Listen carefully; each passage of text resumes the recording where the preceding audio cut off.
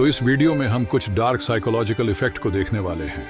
आपने यह अक्सर देखा होगा, जहां पर नो पार्किंग का साइन होता है वहां सबसे ज्यादा कारें पार्क होती हैं। जहां पर नो हॉर्न लिखा होता है, लोग बिना किसी कारण के हॉर्न बजाते हैं। और जो और भी हैरान करने वाली बात है वो ये है कि खतरों के बावजूद ज्यादातर लोग ड्राइव करते वक्त अपने फोन का इस्तेमाल करते हैं। इस वीडियो में आप सीखेंगे वो सारे मेजर साइकोलॉजिकल रूल्स और घटनाएं जिन्हें आप अपनी रोजमर्रा की जिंदगी में शामिल करके आसानी से अपना सबसे बेहतरीन वर्जन बन सकते हैं। चलिए सीधे पॉइंट पर आते हैं।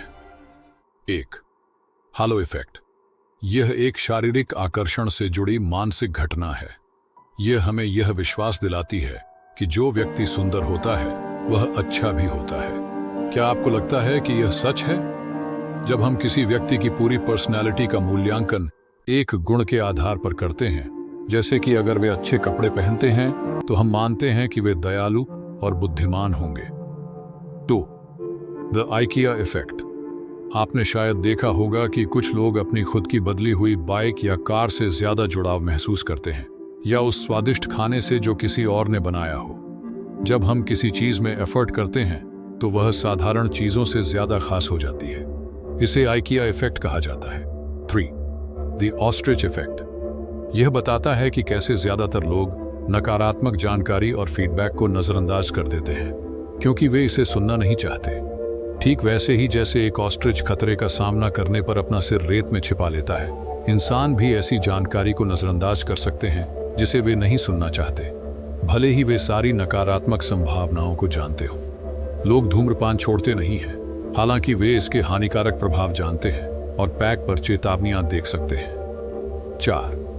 The decoy effect. यह एक कॉग्निटिव बायस है जब हम दो विकल्पों में उलझ जाते हैं। एक तीसरी कम आकर्षक पेशकश को देखकर हम मूल दो विकल्पों में से जल्दी से कोई एक चुन लेते हैं। यह मार्केटिंग में एक्सटेंसिवली उपयोग किया जाता है आपकी परसेप्शन को बदलने के लिए।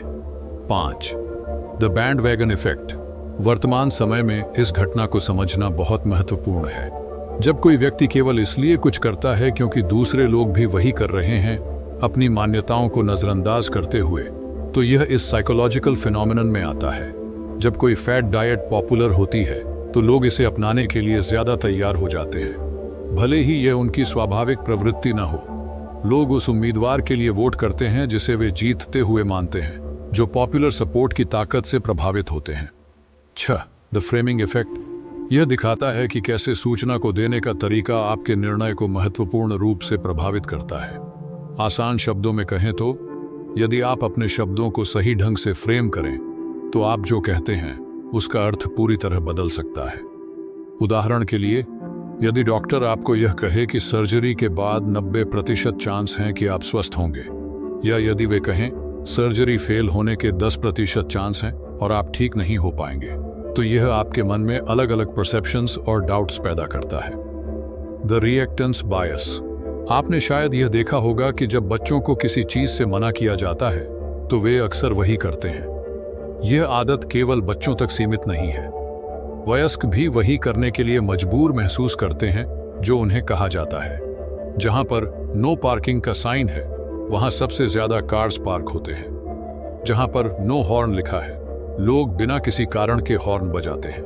रिएक्टेंस बायस हमें वही करने के लिए मजबूर करता है जो हमें नहीं करना कहा जाता, क्योंकि हमारा दिमाग महसूस करता है कि हमें कंट्रोल किया जा रहा है, और अपनी स्वतंत्रता को चुनौती देने के लिए हम वही करते हैं जो हमें कहा जाता है। 8. द कॉन्फर्मेशन बायस। जब कोई व्यक्ति अपनी मान्यताओं को सही ठहराने के लिए जानकारी की व्याख्या करता है या खोजता है और केवल वही सत्य मानता है, तो इसे कॉन्फर्मेशन बायस कहा जाता है। उदाहरण के लिए, आप अपने पसंदीदा खिलाड़ी या टीम की उपलब्धियों को खोजेंगे और उनकी विरोधी टीम को नजरअंदाज करेंगे। यदि आप पूरी तरह से विश्वास करते हैं कि देर से उठना स्वस्थ है, तो आप क्या देर से उठना हमारे लिए स्वस्थ है जैसे सवालों की खोज करेंगे और ऐसे लेख पाएंगे जो इस विश्वास को मजबूत करेंगे। 9. The spotlight effect. जब हम अपनी उपस्थिति को लेकर अधिक सचेत होते हैं और हमें लगता है कि सभी लोग हमें देख रहे हैं, हमारे दोषों को नोटिस कर रहे हैं और हमारी गलतियों का न्याय कर रहे हैं। उदाहरण के लिए, अगर आपने 6 महीने पहले एक शादी में वही शर्ट पहनी थी और अब वही शर्ट पहनते हैं, तो आपको चिंता होती है कि लोग नोटिस करेंगे या कुछ कहेंगे। लेकिन असल में लोग अपनी उपस्थिति से इतने व्यस्त होते हैं कि दूसरों को ज्यादा नहीं देखते। द डनिंग क्रूगर इफेक्ट, ये ओवर कॉन्फिडेंस इफेक्ट के नाम से भी जाना जाता है। जब कोई व्यक्ति किसी विशेष विषय या क्षेत्र के बारे में सीमित ज्ञान रखता है, लेकिन यह दिखावा करता है कि वह सब कुछ जानता है, अपनी क्षमताओं या ज्ञान का अतिरिक्त अनुमान करता है, तो यह डनिंग क्रूगर इफेक्ट कहलाता है। यह कुछ साइकोलॉजिकल इफेक्ट्स और घटनाएं हैं जो बिना आपकी जानकारी के आपके जीवन में होती रहती हैं। ये आपके बिहेवियर और डिसीजंस को प्रभावित करते हैं। हम फिर मिलेंगे एक नए वीडियो में जिसमें इन पर और चर्चा करेंगे।